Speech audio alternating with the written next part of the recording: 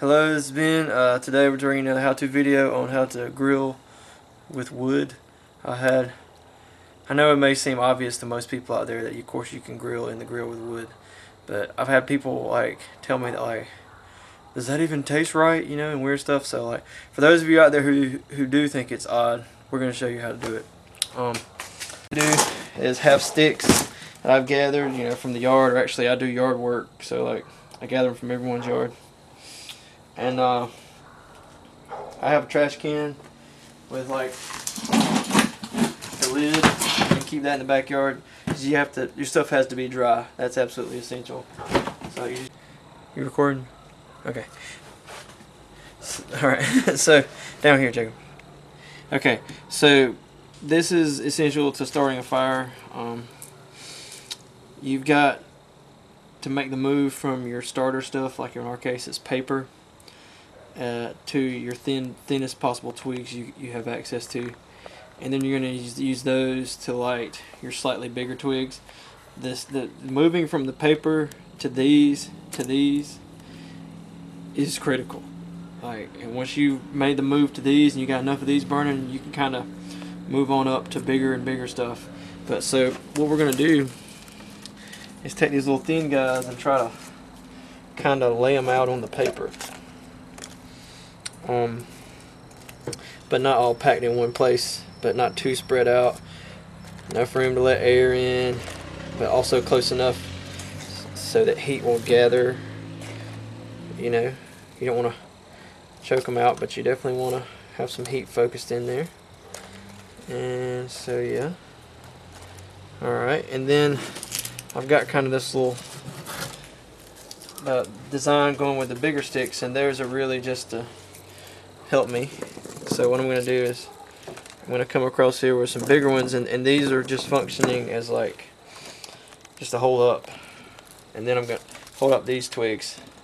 So these twigs that I'm putting on are the ones that the smallest twigs are supposed to light, and that's essential to the whole process. So, and they're above them because heat goes up. Alright, so we're going to keep doing this and add some more sticks around. Alright, Jacob. So this paper is barely burning. Let's see if it'll light the other. It looks like the other lit. So if we built it right, then it'll just work.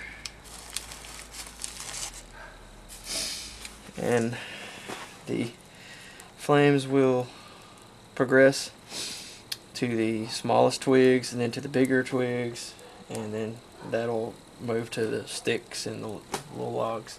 One of the issues with grilling with wood is you're going to have way more smoke, so you need to be aware of that. But what we're going to do is let this get burning pretty good, and then we're going to put the lid on it and put the flames out and kind of contain some heat, and we'll show you that in a minute. Alright, so now that it's burning pretty well, it's only been like a minute, I'm gonna, before I even try to put the grill on or adjust any of this, I'm gonna keep it like it is and put that lid on there. What that lid's gonna do is cut out a lot of the oxygen, but also contain a lot of the heat, and as you can see, all the smoke. But it's gonna help things get hotter in there. And the way this works is, it's kind of a process. You remove the lid, blow on it, let it flame up, put it back down, do that a few times. In a process, you actually get it hotter every time. I used to have a grill with a thermometer on it, and it would be a certain level of heat at the beginning, but I would remove it, let it flame up, put the lid back on, remove it, let it flame up, put the lid back on, like every 5 minutes or so, and you'll get the thermometer up higher. So we're going to let this do what it does. And what I'm going to do is, since we're under a carport, I'm going to do something for the smoke.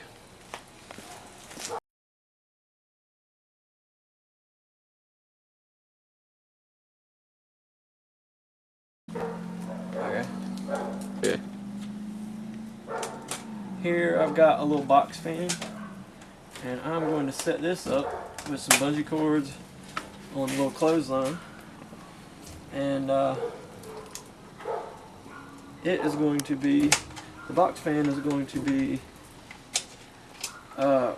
removing smoke for us. So that's its job. And I might have to move things around a little bit. But let's see if it does anything. And there goes the flame and the smoke, but look at the smoke go.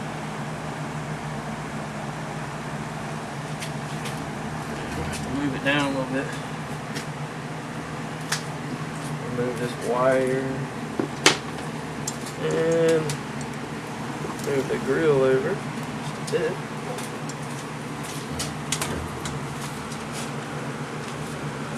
Okay, so now the fan is doing its job removing smoke for us.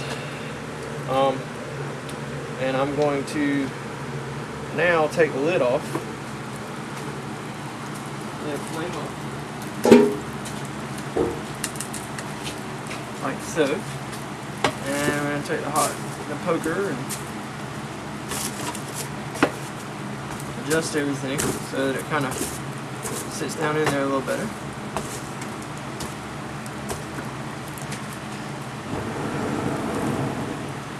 Flames look nice. And we're going to put these flames out a little better this time because now the lid sits on there. And it's still hot in there. But that's typical when you grill with wood, you know, you remove the lid, all of a sudden flames start popping up, put the lid back on. What? Here's Junior. I'm doing a how-to video. Are you gonna grill?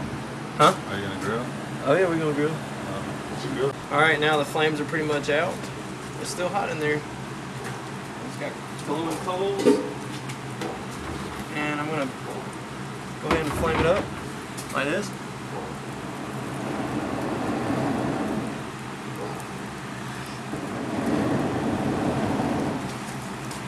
And it's sort of a trial and error thing, you know, so you can figure out how much wood you actually need.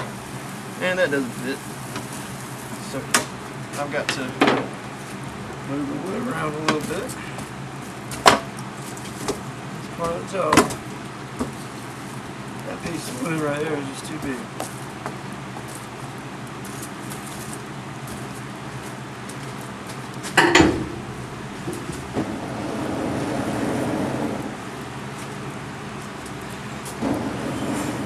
We'll put the grill cover on.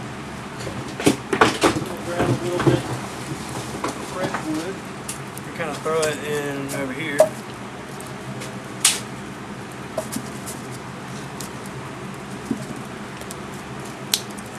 It'll fit over there. Put the grill on. And grill on that. And we'll contain the heat. Put out the flames. And probably it's almost ready to grill on. Cut it off. Can you see me with that light right there? Does it look terrible? The light's on your face. It doesn't like destroy what the camera's trying to do? Okay. Try to hold the camera a little. Alright.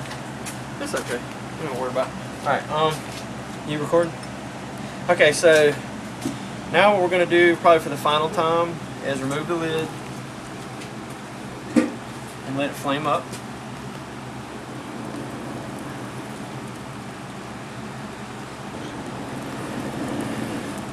It's pretty hot. You can just wait and let it flame up, but I'm impatient, so I blow one up. So now I'm going to put the flames out quickly.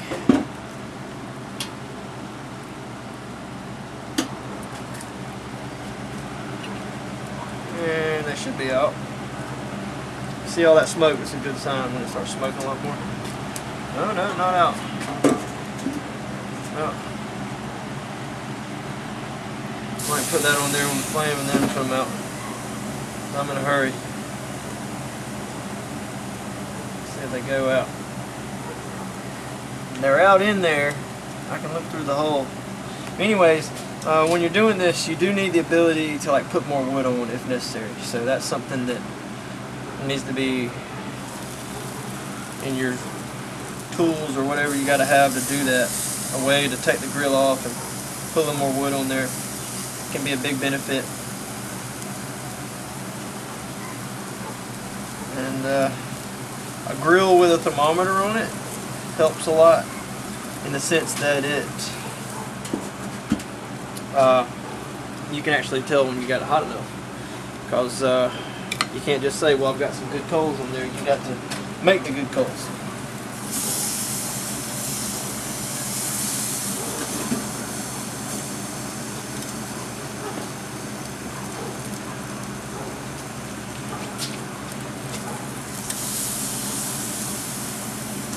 Might run out of room.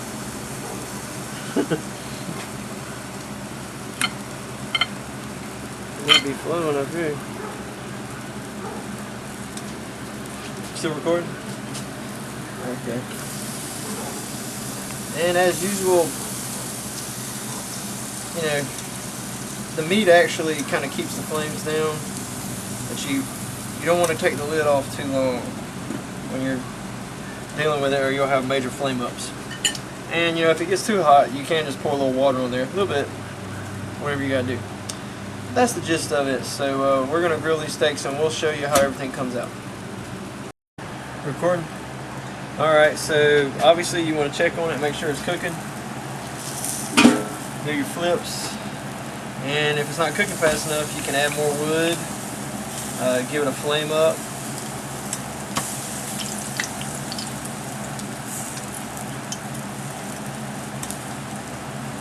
It's cooking, but it's cooking a little slow. That's not a huge problem with the pork. One cool thing about the wood is if it cooks a little slow, you can always just kind of slow cook it and then flame it up at the end, and it makes for some good pork when you do that. Probably beef too, kind of makes it a little juicier. So just sort of barbecue it for a little while, and then all of a sudden come in there and just flame it up and put it right in the flame for just a little while. But we're gonna let this keep doing what it's doing. And tonight we're gonna put some tater tots in the fryer. I like to fry outside because it always makes a mess when you fry. And if I make a mess on this plywood table out here, I don't really care. See how grease just wants to jump around and stuff? Not a big issue.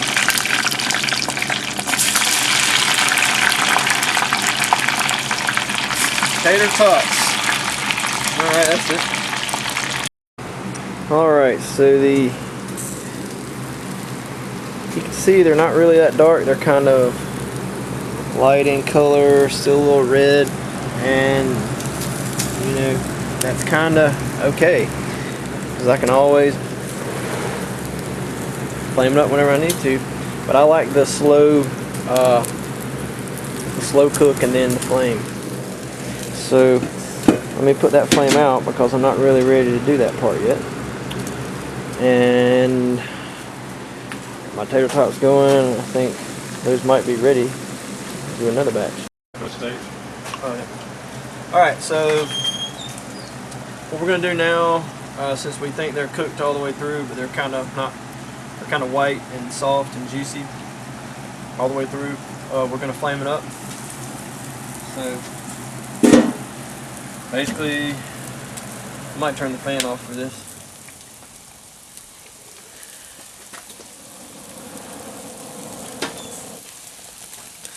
And just let everything get some flame in it. Got the pan here. Big Jimmy brought the pan. Just let them do what they need to do. Take them off. Put them back on if you need to go back on. Oh, a bird just flew out of that. That bird just flew by my head. He was looking at it. Well, it got about to get cooked. Just flame up the steak. You're sleeping hard. You slept through all that. Huh? He was flipping hard. He flipped through everything. I bumped him real hard that time.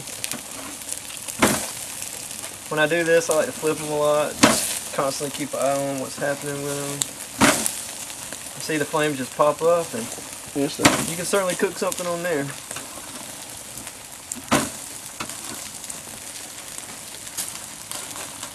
So that's the gist of it. I might cook them a little more, but you can cut the camera off. I don't think everybody needs